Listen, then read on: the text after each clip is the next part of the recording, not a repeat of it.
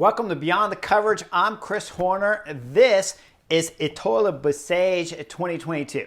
Now, before we get started here at this year's beginning of the season races in the south of France, I want to go back a decade and then some to the 90s when my first race experience at the same place, Etoile de Besseges, Haute-Var, Draguignan, Marseille, all these races were the beginning of the French Cup races. So riding for Française du Jour was a big important race season for me to start at these races because it started to set the groundwork for your place in your team hierarchy there with Française du Jour. Now we're talking about the 90s, so it's 97, I believe 98 actually, give or take 1 year. But I got a teammate on there, a Saxo-Italian, Max Ghiandri. Now Max Ghiandri had kind of taken me a little bit under his wing and was trying to show me the ropes. So when the race starts, right away, it's really kind of calm and relaxed. In the 90s, a lot of time the races would start really calm, break go away, we ride gruppetto speed for a bit of time, and then we start racing, it'd be hard to finish. I thought I'd light it up early, so I was the first guy to attack. After I get caught right away, now the race is blazing fast, it's on full gas, and Max Ghiandri comes up to me and he looks down at me and he's like, "Was that you who did the first attack?" And I'm like, yeah, that was me, man. I thought I was all like, yeah, I did the first attack, pounding the chest and stuff. Max looks down at me, he's like, "Never do that again. What are you thinking about? What are you thinking? Just because you have good legs does not mean you use them. You use them at the end of the race, not at the beginning of the race, when you can win." Now he's completely bitching me out for 5 minutes there, and I'm taking a beating like you would when you're a little kid from one of your parents, and you're sure they're wrong, but you're too scared to say anything. So I just go hide off in my corner and we part ways. And as we get to the later part of the race, it starts picking up the speeds, going fast. Some attacks start going. And we're not into the real crunch time. It's just before that. And Max Ghiandri comes up to me and he's like, "Now's the time to get in the break if you want to go." And I look up at him. I'm like, "I can't." I mean, it's going too fast. There's nothing I could do. And he looks back down at me. He's like, "That's why you don't attack early. That's why you don't ride the front until you absolutely have to, because you got to use that power at the most crucial time of the race." So I picked today's race in Etoile de Besseges, stage 4. Benjamin Thomas is in the race lead. He stole the race leader's jersey on the stage 3 after the descent. It got technical on the descent. 3 riders went away. There was a crash behind that caused the split with Carapaz going down hard. That caused a split. Benjamin Thomas is on flying form. He attacks his 2 breakaway companions just after the bottom of the descent and solos in. Alberto Battioli, Tobias Johannesson, fabulous young rider coming up. He's been on the scene since last year, winning the under 25 Tour de Leon, and now he's putting on a show here. But Benjamin Thomas is on flying form, and there's nothing the 2 riders behind can do to catch up. Now we fast forward to stage 4, and this is what I'm talking about in terms of saving energy. As they're coming into the finish of the stage, it's going to be a summit finish, about 145 kilometers long, 90 miles, with just under 5 kilometers all the way up to the top to finish the stage. Now we're talking 9%, some max gradients of 15% throughout this climb to the finish of today's stage. Now we see just under 10 kilometers to go. Benjamin Thomas and his Cofidis team are all scattered throughout the peloton. Up front, he's got a couple Cofidis riders up there. There's a full team up there for Ineos. X, they're riding great. They're at the front. FDJ is at the front. Now, Benjamin Thomas is way back and he has a couple teammates in front of him, but he's starting the climb with just under 5 kilometers to go, and he's about 20th position back. That is a long ways back there when everything's strung out and you have an Ineos rider on the front, Sheffield, the American kid, riding for Carapaz, trying to string this race up and just blow it apart. Sheffield's doing a great job of setting the pace really hard, stringing it out. And behind, we'll start to see Benjamin Thomas start to move up. Dangerous time to move up, but I agree with the tactic here because it's the only option. You don't know exactly how fast the riders are this time of the year because the season just started. When it's an Ineos rider on the front and he's riding for none other than Carapaz, the Giro champion, you got to believe you got to get to the front as fast as you can. Now he's going to start having to pay big time chips for being in a bad placement before the climb started. Now, you can put that down to a lot of mistakes, but I saw two of his Cofidis teammates at the front before the climb started with no Benjamin Thomas. It's kind of a mistake for the two riders to be up there to begin with without their team leader, but why wasn't their team leader on their wheel to begin with? That's a question for later answer, and we'd have to ask Benjamin Thomas himself if he just doesn't have those handling skills. So now he's going to have to pay big-time chips in order to move up from his 20th spot when it's strung out and there's Sheffield on the front driving it hard. He will get to the front, and he looks fabulous as he's moving up. Carapaz, who crashed the day before, like I already told you, won't have the legs. Sheffield will come off the front.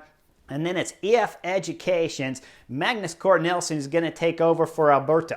Alberto's got good form, but not flying form, and he's not a pure climber. And remember, this climb is under 5 kilometers, I believe 4.7 kilometers at 9% average with steepnesses of 15%. So it's not a great climb when we're talking about a rider like Alberto Bettioli to be able to win today's stage. But do we really know how good Benjamin Thomas can climb? Well, he gets to the front with no problem. Now, here's where the tactics start going wrong, and I go back and why I told you the story from FDJ. While Magnus Cort Nielsen's pulling on the front with 3.5 kilometers to go, we're going to see Remy Rocas, the Cofidis rider, look back at his team leader, Benjamin Thomas. When he looks over his right shoulder, he sees him. When I'm sitting on the couch watching this, I already know what's going to happen next. And we saw Benjamin Thomas with good legs move up from 20th all the way to the front of the group while it was strung out. Now we see Remy. Remy for Cofidis, now they're not used to being in this position with a race leader in a week-long stage race. They got a chance at a big time result. You know, before the race even started, the Cofidis manager was talking to Remy saying, hey, you have to be fabulous on the last climb, and now you know Remy has very good legs. So with those good legs, because at the moment, when you look at the speed where Sheffield was pulling from Ineos, it was strung out single file line. You know everybody's on the limit. After Sheffield pulled off, Magnus Cort Nielsen, EF Education hops on the front, and now you can see where the speed slowed down because it starts going curb to curb, so you know the speed is going slower. So Remy at this point in time with 3.5 kilometers to go, he's got fantastic legs because the speed just slowed down. And remember, we're only 1.5 kilometers into this climb. So he's feeling fantastic and he is ready to put guys to the store because he's got race leader Benjamin Thomas here and he wants to put on a show and earn his contract. Now here's the problem. At this moment, and this is why I take this particular spot in the race to bring and highlight to you fans at home so that you understand. When you're a racer like Benjamin Thomas and the whole Cofidis team, you do not want to do more work than you have to. At this point in time, 3.5 kilometers to go to the finish line, everything's perfect. No riders are up the road. Nobody's gaining time on Benjamin Thomas. Thomas has one teammate that has great form and he's itching to use it. Now he just needs to control Remy and keep him locked down so that he doesn't do something stupid. Instead, Remy looks back. They give each other the nod. What does Remy do? Of course he does it. They all do it. They go to the front and they start driving as hard as he can. Now why? When you look at this scenario, why did you want to change the scenario? Why did you want to light to match Cofidis? Why, Remy, would you want to light this race up? Everything is under control. The pace is going slow and no one has gone up the road.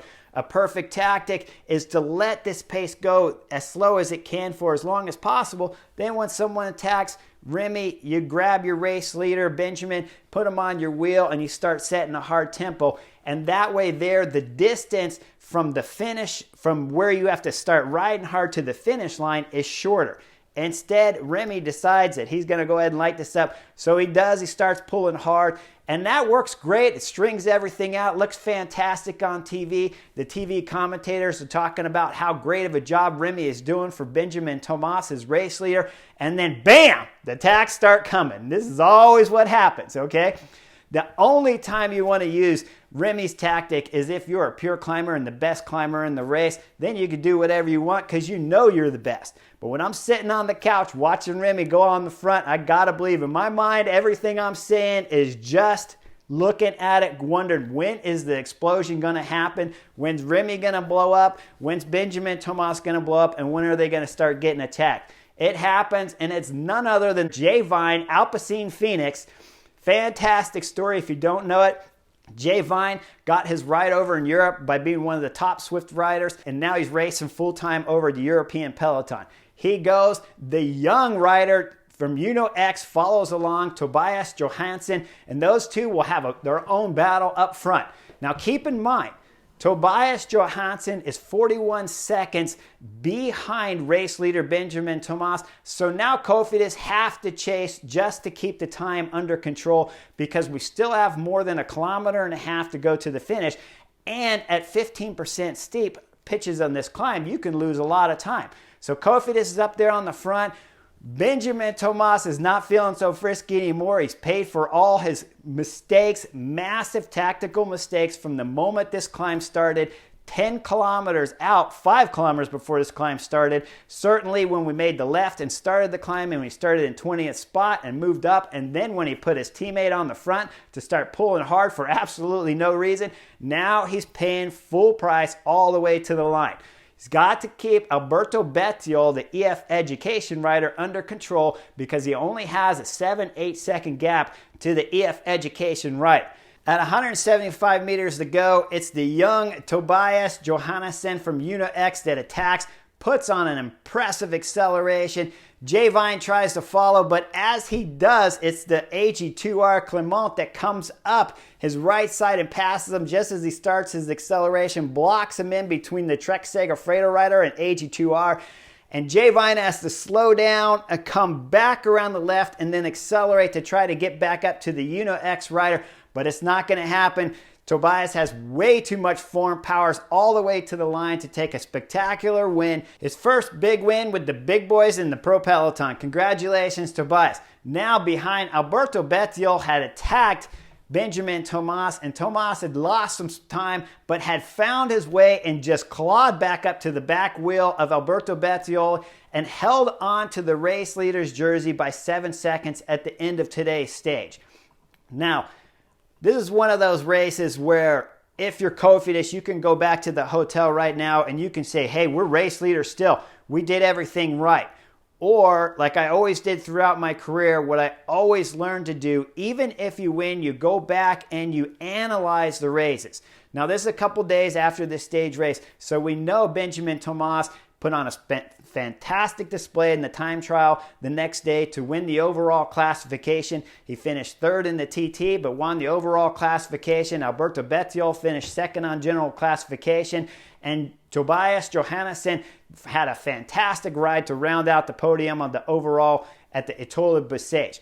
But when you look closely at today's race, at stage 4 of this race, you have to see the mistakes and then know how to fix them when you're Cofidis.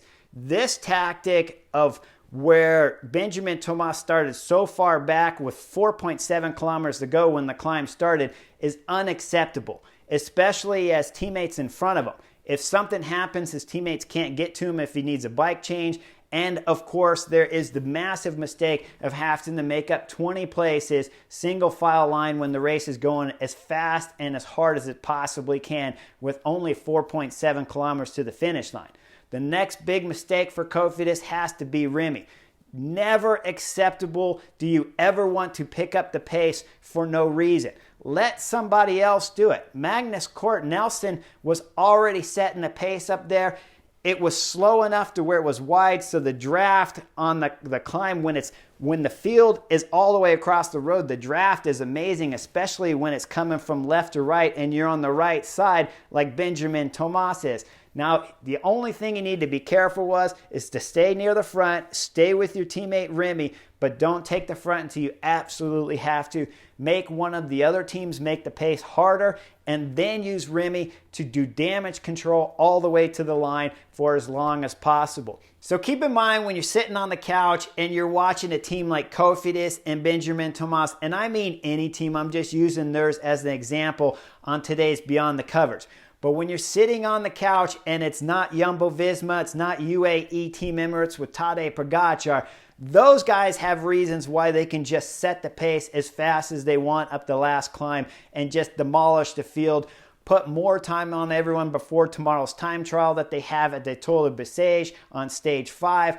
But for a team like Cofidis, when you're not 100% certain of what Benjamin Thomas's form is, you want this race to go as slow as possible. When you're sitting on the couch and you're listening to the announcers and they're saying what a fantastic job that Remy Cavagnas is doing for his race leader Benjamin Thomas, I'm sitting there thinking, this is not good. We do not know what Benjamin Thomas is capable of doing on today's stage, and I bet he's going to blow up. And there he goes. He blows up and almost loses the race leader's jersey in today's race for no reason at all other than just a tactical error made by his Cofidis teammate. So always pay attention to what the announcers are saying, because many times the announcers are just talking about, wow, the guy's on the front, he's doing a great job. And many times a rider like Remy who gets on the front, he has just been dying to put on a display of form and do something amazing for his race leader, when actually the most opposite thing is what he should be doing for Benjamin Thomas. Keep it slow. Do not accelerate whatsoever. Keep your race leader at the front. Wait for those attacks to come. Then pull your race leader all the way up to those tacks and wrap this race up as safely as possible and get to tomorrow's individual time trial stage. If you like Beyond the Coverage, if you like the butterfly effect, make sure you check out the Patreon account and help support the channel. Like and subscribe, that always helps. And I'll see you guys real soon on the next edition.